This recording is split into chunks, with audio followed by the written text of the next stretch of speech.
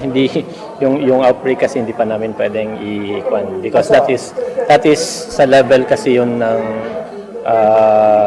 province. They are supposed to be the one to issue na meron kaming outbreak dito. So baka I think mataas ang cases, yun ang pwede nating sigurong we can say na mataas ang cases, marami pong tayong cases ng measles and measles sa Parang and Matano because actually ito rin yung mga areas na mababa rin yung ating immunization rate. Marami po tayong refusals from those areas. At nakikita natin na pag nag-refuse tayo ng pagbabakuna doon sa Tigdas, dumadami naman yung cases at kawawa naman yung mga bata. So hinihimok natin lahat, no? Hinihimok natin, this is an appeal, panawagan po, an appeal sa lahat po ng ating mga magulang. Sana pabakunahan po natin yung mga anak natin sa ating mga barangay health stations, sa ating mga RHUs, sa mga PHOs, sa ating mga health centers. Pabakunahan po natin yung mga anak natin kasi nakamamatay po itong Tigdas. And this is vaccine preventable. Ibig sabihin, pag napagpabakuna ka, inshallah, protektado yung anak mo.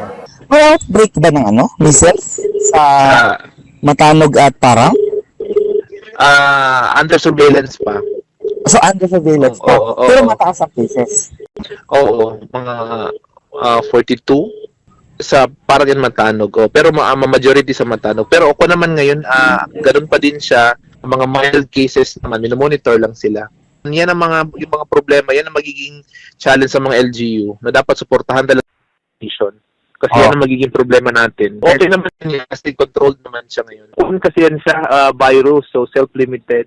So ang ginagamot natin dyan kasi yung complication niya, yung pneumonia, yun ang kanyang complication.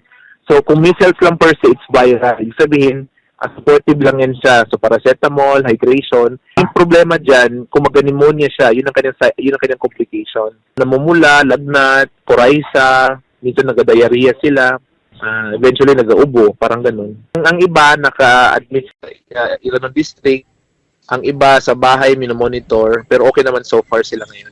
Saan nga nakukuha ang measles, Doc? Airdrop yan, airdrop. It's not the measles that is it's not the measles per se ang pinatatakutan natin, but the complication. So that's why pinapaigting natin yung vaccination sa measles to prevent further complication, no? Hindi sila magkakaroon ng pneumonia. Kung walang bakuna, ang tendency ang pasyente mag-develop into pneumonia. Kaya importante ang bakuna.